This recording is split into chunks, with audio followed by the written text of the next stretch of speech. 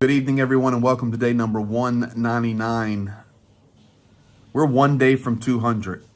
Unbelievable. And when Jane and I started this, and actually he would be right over here.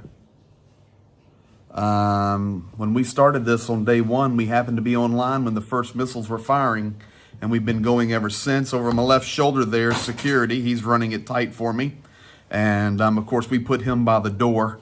Our team of four is in one little place here in the middle of Ukraine. We're in the city of Uman. And as the title of the program says tonight, we are beginning our journey south and east. And I can show you some of this stuff right now. It's safe. Everybody knows which directions we're going. So first of all, I want to say thank you for being here. Thank you for the updates and the messages that you send me back. There's many, many more messages coming now of thanks and gratitude for what we're doing. And many people are excited because, you know, it's not just charts and maps and finances and who's sanctioning who, but now you're actually seeing the inside of Ukraine. And that's the purpose of these streams as long as I am in Ukraine. So actually right now, Jody's over there resting, Zhenya's over there, and our fourth member of our team in the shower in that door right there. But no time to wait because it's late at night here. And we've got to get the stream out to you guys. So thank you. Thank you very much. Today we began in Khmelnytsky, and I want to show this to you right here with the blue circle. We started here in Khmelnytsky, and from there we worked our way over to Vinnytsia. Of course, that's where the big missile strike was in July the 23rd. From there down to Uman, and Uman is where we currently are. That would be halfway between Kyiv and Odessa. Now, as the thumbnail says, we will be heading down into the Mykolaiv region.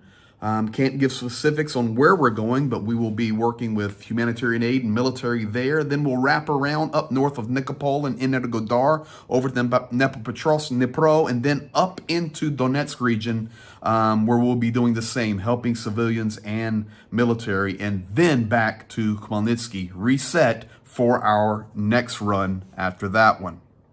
Overall, day 199 actually was a pretty good day, other than Kharkiv was once again shelled and struck. And I'll show you a little clip of that right now.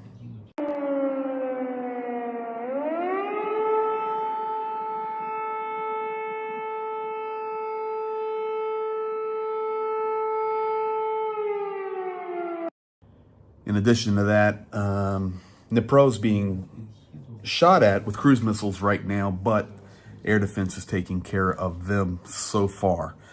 Ukraine is continuing to take back ground. However, down south in Kherson, Zhenya just informed me that you remember the Dawn troops, the guys from Chechnya, they are being brought into Kherson to reinforce the troops down there. So a lot of rotations going on and a lot of adjustments. Now, going forward from here, our trip's going to get exponentially more difficult. This is nice right here. We're good. We got a nice room for tonight. Everything's golden. We'll get a good breakfast in the morning, and we'll continue to roll. But with that said, the title of the program tonight, our journey begins south and east. And I want to give you some insights into what we experienced today, journeying and beginning this humanitarian and military aid mission to the fronts. I think you'll enjoy this. Going to start right now with a medic. It's not gonna look like one you've seen. The wonderful lady nurse. She just came back from the front, restocking supplies. We were able to give her a tourniquet today, and we'll be getting more to her in the near future. She's a field medic, and we're just pulling out of Khmelnytsky, and desperately needs a Cat 7 tourniquet. Старший боевой медик разведрота. She's the senior medic. Спасибо огромное. Мы любим вас. Так, я це відчуваю. Да. Я дуже люблю вас, я дуже вдячна вам за те, що ви допомагаєте Because this боронити свою землю. is a really big miracle for our land, and we thank you very much. Да. Ми работаємо вместе до победи. Амінь. Слава Україні. Господу слава за Україну. Мы поедем в Николаев и Донецк. Да, я ж почему? Я же дала медикаменты, собрала на Супер, Николаев. супер. Это ж мы команда, She was когда я была в preparing Мариуполе, the part of this Oh. medicine. я ж была на войне. Мы команда. Аминь! А мы всегда были We're a команда. team. А вашего внука маленького, вашего ребенка маленького нянчила когда-то, когда был помоложе, его поменьше был. Ну так? She remembers she was sitting as a Вы nurse приезжали на служение, составляли Sitting as a собой. nurse. with your kids. Так что, Wow. ребята, очень нужны Okay. турникеты. You were... помню! Так. Okay. Okay, so... Okay. Oh, Yes, it was not yesterday. oh, 15 years ago, this lady was sitting with my children. Грег, нам очень нужны турникеты, потому что все остальное я могу заменить. I чем-то. very much need tourniquets. Да, Очень нужны, мы потому, будем... потому что, еще раз говорю, потому что у меня, переведем, есть учебных много, но нет She has возможности this второй раз kind of переложить the other турникет. kinds. Если Я этот знаю. турникет не работает, очень нужно. Я знаю. Хорошо. Мы будем больше. Алин, Okay. We know people everywhere. So she Oh my she was goodness. getting me. Okay. Man, how's that to start the day? It's good. Yes, sir. good. We just leaving. She called Here we me go. and she said, Jack, Travel is not easy today. We are en route south.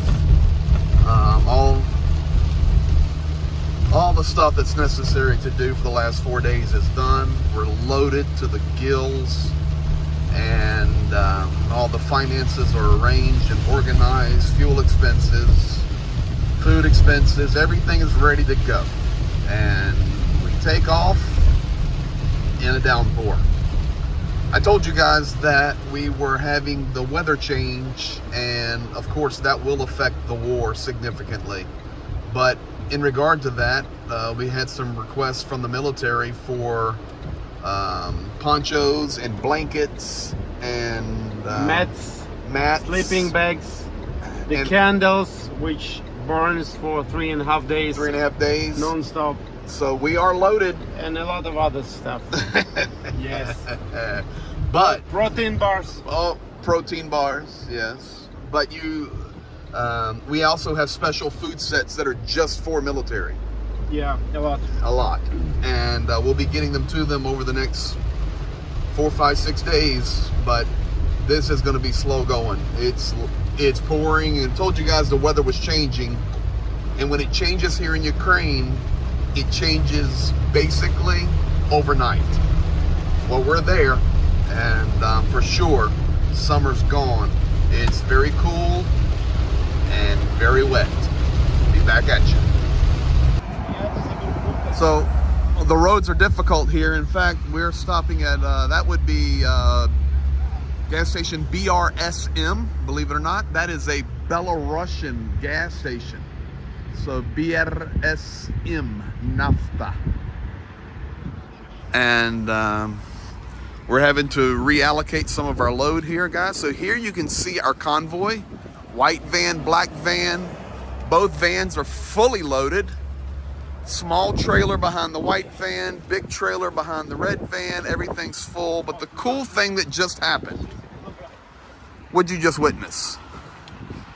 Guys are loading vans or reloading stuff, and guy just pulls up and asked if the supplies are going to the military, and gave money and said, God bless. Ukrainians coming together, man. Awesome. So we're cooking it.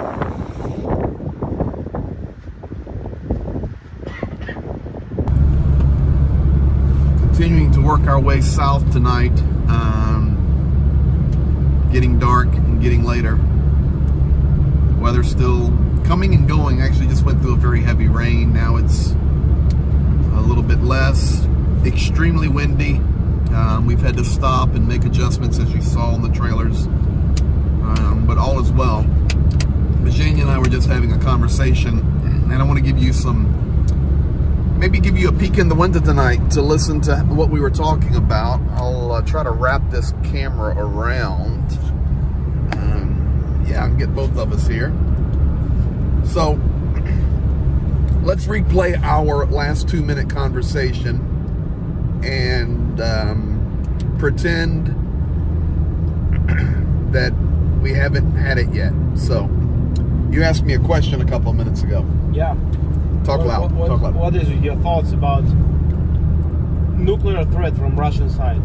all of their talks and the warnings and blah blah blah. So, you know, as we head south and east, you know, of course, we adjust all of the air raid alarms by oblast and by region as we move, so we get all the local information. And of course, our minds are already thinking about where we're going to be going. So it brings up conversations. So he asked me that question, what do you think about the nuclear? And my answer was, I do not think that Russia would use a large nuclear weapon. But with that said, right now, with what's happened, especially in the last 5 or 6 days, they're losing the war. Now, yes, they're still occupying probably 20% of Ukrainian sovereign territory. And yes, they're still dropping cruise missiles and shelling. I told you yesterday, 139 different towns were shelled. They're still doing all of that. But Ukraine has the momentum right now. And Ukraine is taking some ground in different regions. And Zhenya and I were talking earlier, there's probably going to be a third push that you guys will be hearing about in a few days. But with that said, they're leveling Bakhmut street by street. They're burning the earth, scorching the earth. So I replied, no, I don't think a large nuclear weapon would be used. I said, however, Putin's losing the war right now. And of course, Putin doesn't want to lose the war, because if they lose this war, it's over for their status. Absolutely over. And then you replied, but they could use a small... Yeah. Trying to manipulate and create, let's say, escalate the situation, I mean, like, on the other level, which they like to do every time they're doing something, and then all, like, Macrons are coming, say, hey, please, let's stop, let's preserve the Kremlin. Yeah, we don't want to escalate, let's stop, negotiate whatever agreements. And what kind of things he didn't try, the Putin. He tried everything. So Zhenya's thought was, okay, maybe a small local, which they have, of course, limited. But I had another thought, and some of the routes we're going to be going, we're not going to be too far from these places, but we've been talking about the Zaporozhye nuclear power plant and Energodar and Khmelnytsky power plant in Rivne, and then we're actually getting close to one now. Yeah. The fourth one. That's the route we're going. But I suggested that, Zhenya, I think we're so close to a nuclear issue down at Energodar that would be a way to increase the terror, bring damage, destroy land, but at the same time be able to get away with it, because they would be screaming, of course, that Ukraine did it. And of course, you know and I know, Ukraine is not shelling the Zaporozhye nuclear power plant, period. So just want to give you guys a little insight. These are the conversations we have as we ride down the road, and cloudy, rainy, windy, thinking about where we're going and what we're going to be doing. Yeah. A little bit of insight. We've arrived in our destination for sleeping tonight, and literally we're, well, you know, when you're in new places, you don't know where you're at. I'm literally on the river, and yeah, we're working our way Pastor south Greg and east. had this spiritual feeling that this is the right place. Yeah, this is the right place. We end up at a dead-end road on a boat ramp, and we have 2 big vans and 2 big trailers. No way to turn around. Yeah. So we've got about a quarter mile to back out, but we're okay. We're okay. Very secure. Yeah, let's go. Once again, thank you guys for taking your time tonight to check out what's going on. You know, we really enjoy doing it this way so that you are with us.